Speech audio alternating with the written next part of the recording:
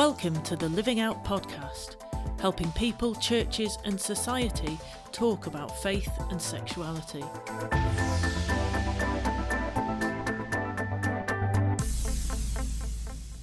Hello and welcome to the Living Out podcast. My name is Ashley. I'm on the Emerging Generations team here at Living Out. And today with me I have Andrew, who is also on the Emerging Generations team, and Ed, who I think would class himself in the Submerging Generations team based on previous podcast episodes. But we are delighted to have him with us nonetheless. Welcome both. Thank you. Thank you. So we are working through a series. You've joined us for episode 2. This series aims to equip youth leaders to talk with their young people about sexuality. And though it is primarily aimed at youth leaders, if you're not a youth leader, don't switch off, because you have young people in your lives and in your churches. And so this series is going to be helpful to you too, as you're seeking to engage with them and pass on the faith to the next generation. We'd encourage you, if you are in a youth team, to engage with this series as a team, whether that is pausing this episode right now until you can gather together and listen together, or you listen separately and then get together afterwards to discuss it all together. And to help you do that, we'll have some questions at the end of every episode to help you think things through, pray them through, and just think about how you can apply what we've talked about to your specific context. So, last episode, we talked about the culture that young people are growing up in and how we might better understand that culture and communicate cross-culturally from the biblical worldview. Today, we're going to dive in a bit deeper and look at some of the specific messages of our culture and then think about how we might respond to those with biblical truth. Before we get into that, our typical, more light-hearted question. So if you listen to the last series of the podcast, you'll have heard my audio slightly more muffled than everybody else's because I was recording it on my phone. But I've since got some fancy new audio equipment, so hopefully the sound quality is better in this series. And when it arrived in the post, I was very excited. It was like I had 4 or 5 separate parcels to unwrap. It felt a bit like Christmas. So that's the long way round to get to my question, which is, what is the best present that you guys have ever received?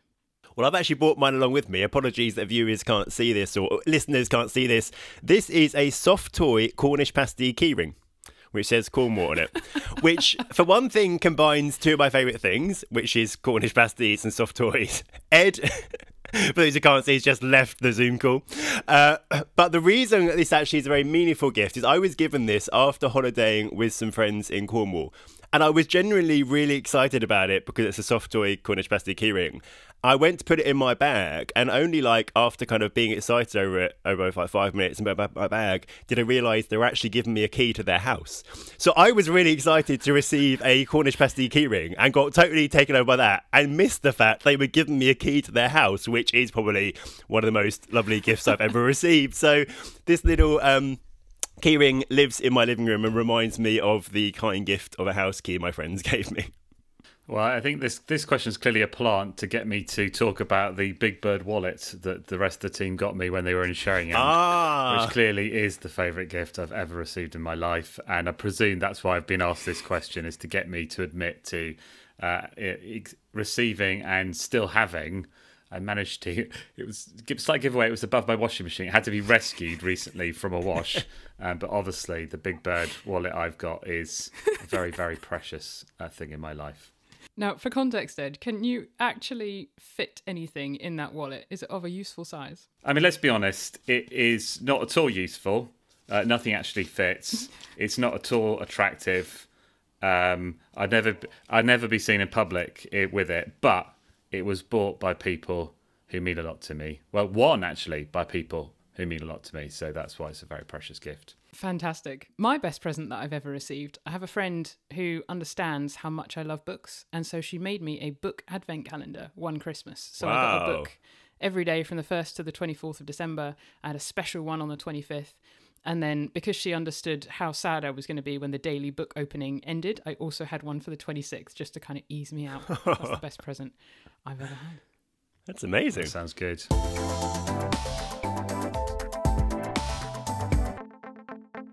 Right, Right then, so to our topic today. What are young people who are growing up in this Western 21st century culture, what are they hearing about sexuality, or just generally the kind of cultural messages that they are receiving?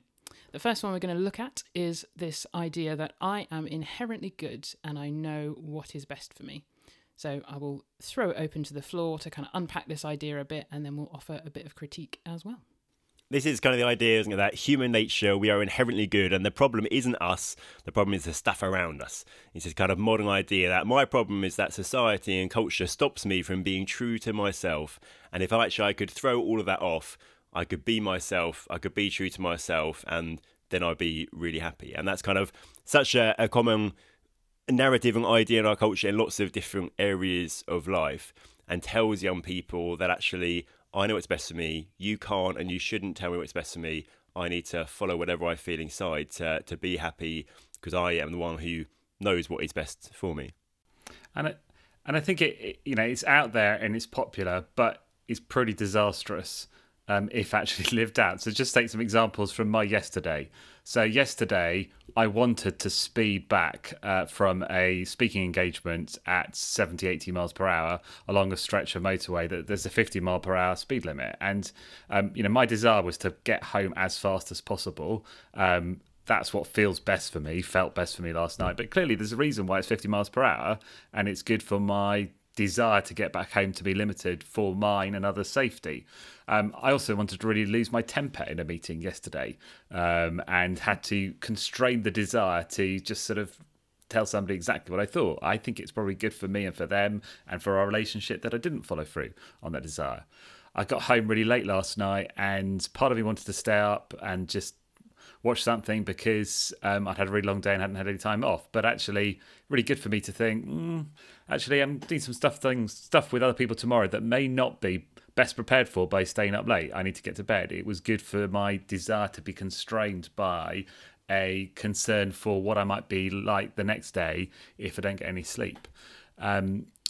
We could probably every human being open and honest, would probably be able to give examples of the reality that our desires are not necessarily to be followed and trusted. And then if we do, we're going to very easily damage ourselves and other people in small, big, life-changing sometimes ways. And I think, as Ed has just demonstrated beautifully there, as you are kind of unpacking this with young people, one really helpful thing to do can be just to share some of your own stories, whether it's smaller things from your day or maybe a bigger example in your life where you kind of traveled down a path because you had this assumption that you knew what was best. And then it kind of all exploded in your face. And you can lead on from there to talking about why that's how we are as human beings. You can talk about the gospel narrative then in that, and how, we're fallen and we were designed to be good, but everything is not good anymore. But thankfully, Jesus can redeem us and can help get us back on the right track and gives us the wisdom to know how to live. So that can just be an easy way in then to talking about the gospel. Kind of tied to this idea that I'm inherently good, I know what's best for me, we've also got this parallel idea that I'm not going to be happy unless I embrace and act on my desires, which is kind of a nuance in that, slightly different way of talking about the same ideas. So it's talking about how, it's good and healthy and right to act on my desires. Perhaps when it comes to sexuality, it's this idea that experimentation is a really good thing. It's maybe even a necessary thing. So young people might be hearing, you're duty bound to figure out who you are so that you can live your best life. And that's something you need to be figuring out right now at, say, 14, 15. What do we think of this idea? Well, I think it links to understandings of freedom, doesn't it? It's saying that actually I need to be, freedom is the freedom to act on everything I feel, to do whatever I want. But actually in a Christian vision, freedom actually is the ability to live out the Creator's design, which totally makes sense. If there's a Creator who made us, it makes sense that true freedom is living within the parameters and in the ways that he has kind of designed. And so there's a real kind of worldview clash. Actually underlying these different perspectives actually is whether or not you think there is plan and purpose in how things are, and there's a good Creator who has good parameters which are for our flourishing. So I think it's a narrative of freedom being told to our young people of true freedom is a freedom to act on everything you feel. That's what you need to find your best life. But it's just not true. Hence the examples that Ed's just giving us such like. And actually we need to help young people realise, no, true freedom is living within the parameters set by the Creator. I sometimes use a silly illustration of, we might think that true freedom is being out in the beautiful outside, in a beautiful meadow, running freely or whatever. Put a fish in that context, they're not feeling very free, they're feeling pretty dead pretty quickly, because they've got to live within the created parameters for their flourishing, which is to be in water. We too have to live within the created parameters to actually flourish. That's what true freedom is. And just thinking back to my life as a teenager, which I can just about remember. I had loads of desires for some of the guys I was growing up with that at one level I would have loved to express, but to have expressed them would have been damaging to the friendships I was in. It would have been damaging to me because I wasn't actually ready for a sexual relationship with any of them. And also it would be really damaging for me because certainly my personal experience is that I was always falling in love with these very clearly heterosexual guys. And so, just as it were, this idea of, I just declare myself, go with my desires, they would have said no to me. The idea that all you need to do is, as it were, go with the flow, express your desires, and there's going to come a situation where you are either going to have to, potentially somebody's going to push back and say no, and you can't express your desires. And when you express your desires and people don't respond in kind, you either force your desires on somebody or you're disappointed. And that can lead to a huge amount of pain and damage to yourself and other people. So it's just sort of, again, thinking through the consequences of that and actually recognising that it's really helpful for all of us, whatever age we are, to have advice from others, and particular advice, as Andrew's pointed out, from our Creator on how to express our desires, what context it's right to do that, what context it would be good for us and for others for us to express what we think and feel. Brilliant. Before we move off this one, I know Andrew has a helpful illustration on this, so I'm going to ask him about his desire to be a bloodthirsty murderer. Yes, which I often, talk about and have written about. It's just an illustration I find helpful to use of, it's just kind of showing people the absurdity of the idea that we should act on all our desires and that's what's going to make us happy and that's okay, which absolutely is the narrative of our culture.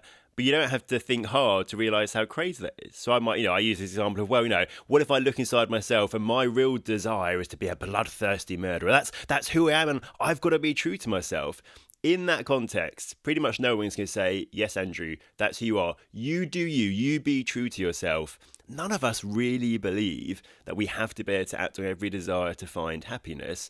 Therefore, how do we decide which ones we act on? That's why we need the word of our Creator to tell us.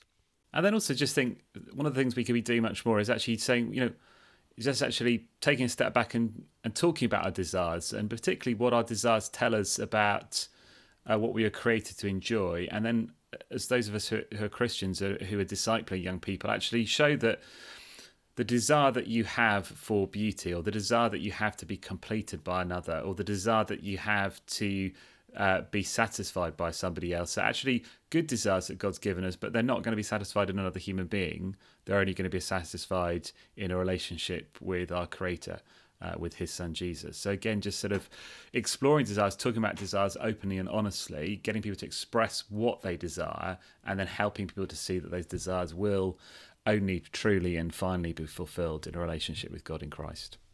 Wonderful. That's really helpful. Thanks both. Let's talk about another idea then. So this idea that love is complete acceptance. So that might be expressed in the sense that trying to change someone or just saying that they need to change, that's actually not loving. Love is accepting them just as they are. And I think that's very tied to that phrase we hear a lot, love is love, which, you could unpack and say all forms of love are equally valid, equally acceptable, equally good. What do we think of this one? Oh, I love the fact that my friends love me by pointing out the things that I do that are annoying at one level, or actually worse, hurtful to them or to other people.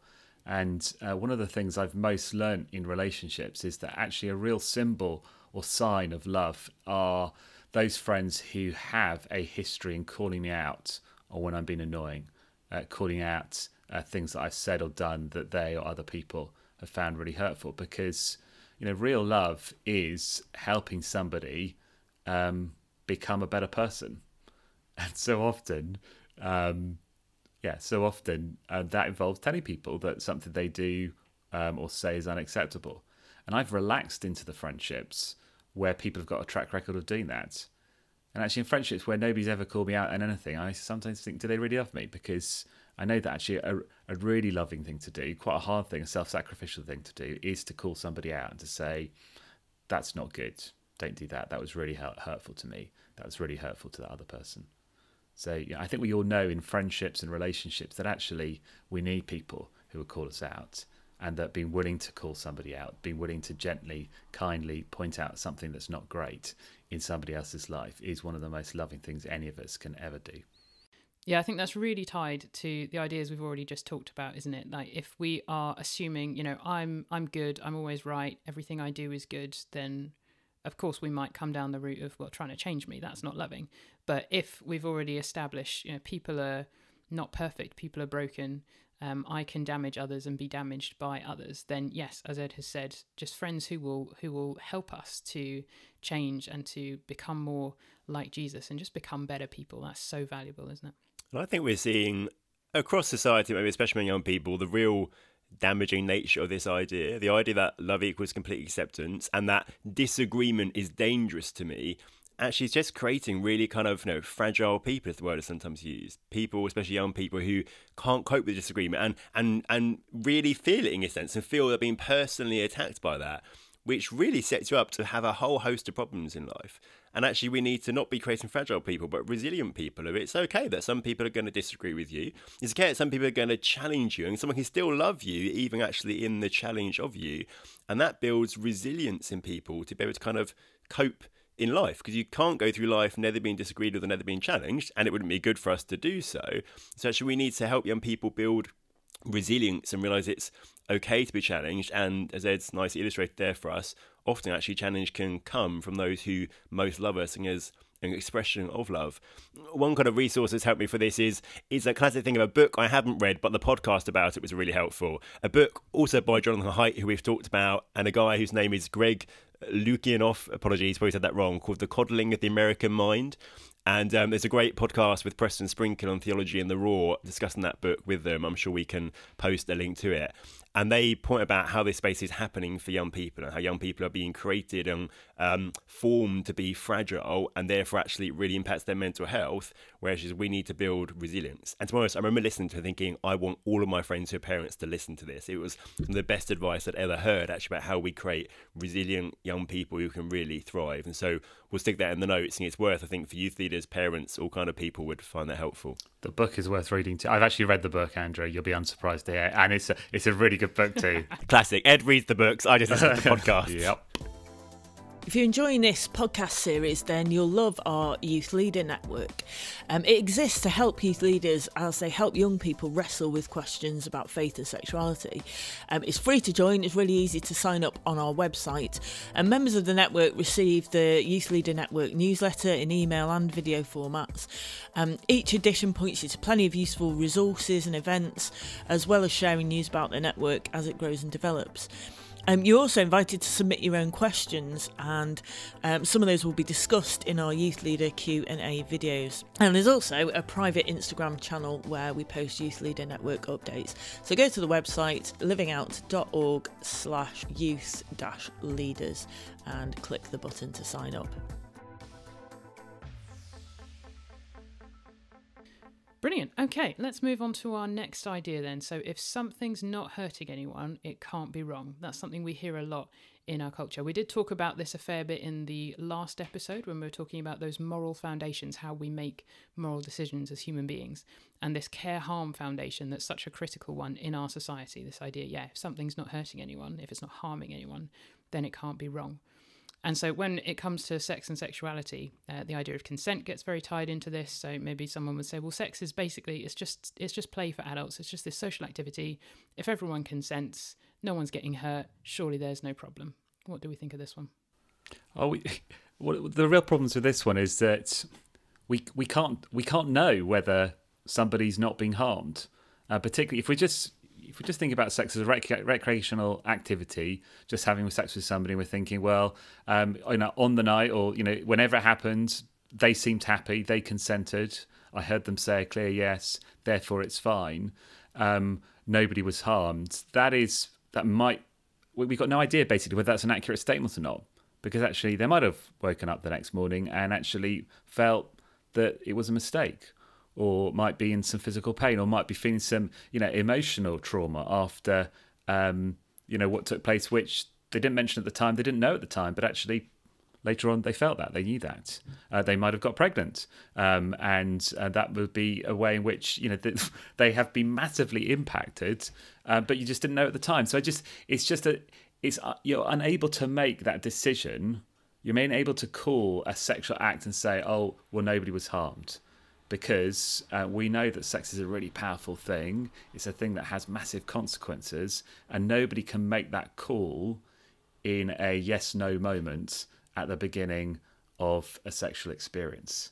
And then you think, well, then, how do we solve that problem? Well, you solve that problem by actually putting sex in the context of a wider relationship, and a public relationship, and a relationship which consent is clear, but also long-term care is clear as well. If I'm engaging with young people about this, I'm also going to just seek to broaden their understanding of right and wrong, in the sense of it's not just about harm. So there's the problems with harm, as it's illustrated. There's also just resonating with people's common sense of, we all know that harm isn't the only basis for ethics. If your pet dies of natural causes, is it okay to eat it? Most people are instinctively going to go, no. Well, why not? No one's being harmed. If there's a human cadaver, someone's died of natural causes, they didn't want their body to be wasted, they're happy for someone to eat the body, no one's going to know about it, no one's going to be hurt by it. Is that okay? Most people are going to go, no, I don't think so. No one's being hurt, why not? And even just doing these kind of thinking out loud exercises helps people realise, oh, hang on a minute, even I think that harm isn't the only thing that makes things right or wrong. And that can just be a starting point for expanding the conversation of, what else is there? What other considerations are there? And just helping young people think, not just telling them what's true, but helping them think actually and realise they already believe things they don't realise they believe. And from that, we can have good conversations around how we do work out what's right and what's wrong. Jonathan Haidt's book that we mentioned last episode, The Righteous Mind, will give you kind of more ideas and more to think through when you're trying to broaden that kind of moral understanding. Louise Perry's book, The Case Against the Sexual Revolution, also covers this kind of everything that Ed has mentioned about consent, kind of how we can do sexual relationships well in the modern era. So do give that one a read as well. One thing that she touches on in that book, and this is the last idea that we'll discuss in this episode, is she talks about pornography. And we've got this idea in our culture that what we see in pornography is an expression of normal sexuality. So again, if everyone consents, then anything goes.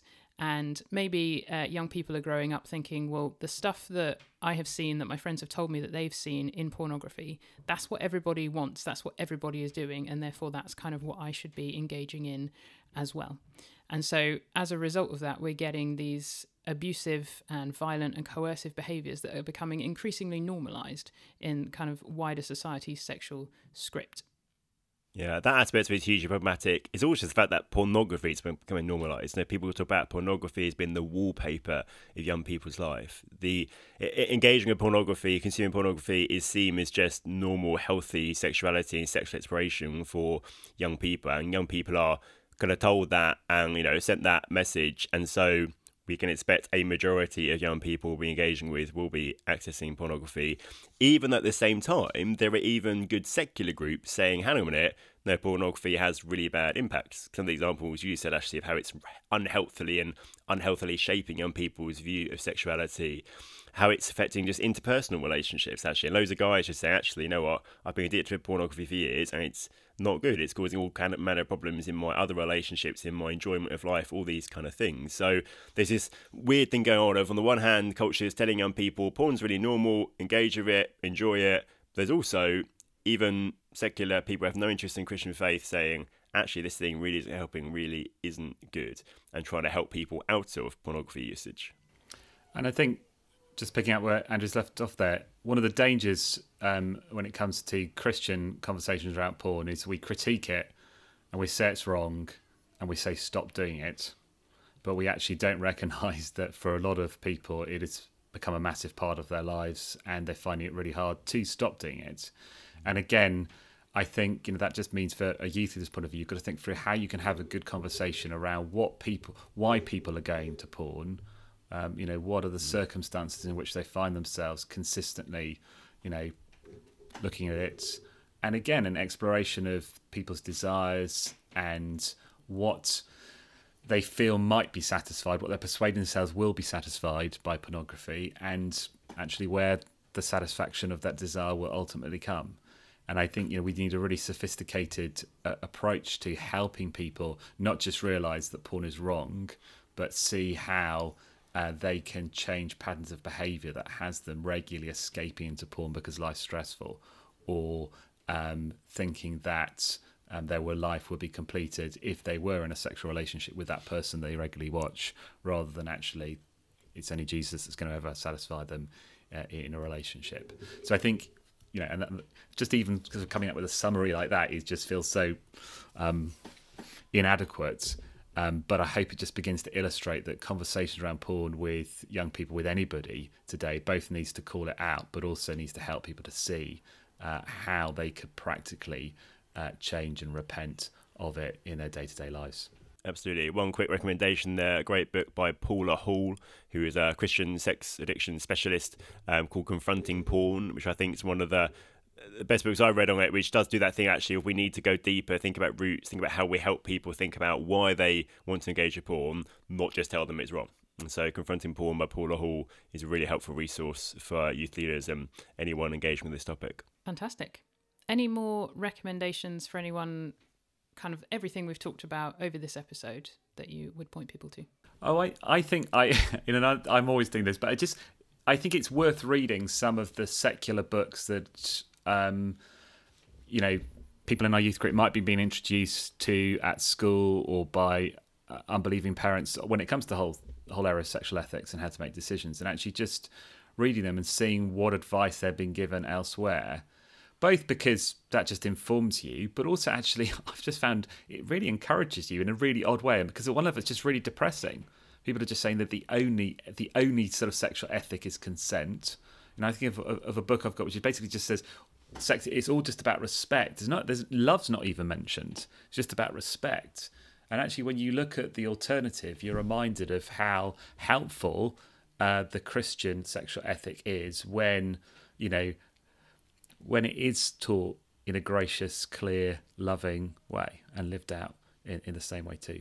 I'd add, for anyone who wants to explore some of the kind of historic intellectual background, how we've got to where we've got, some of these narratives about our desires being who we are and what's going to make us happy, about our human nature naturally being uncorrupted but being corrupted by society. The work of Carl Trueman, so Strange New World particularly, is his kind of shorter version of a bigger book he does, looking at how we've got to this place of believing those things, looking at kind of key thinkers over the last few centuries. And it's just really helpful actually as a way of reflecting on what do we believe now, where does that come from, and really illuminates, I think, a lot of the cultural narratives. So Strange New World by Carl Trueman is very helpful.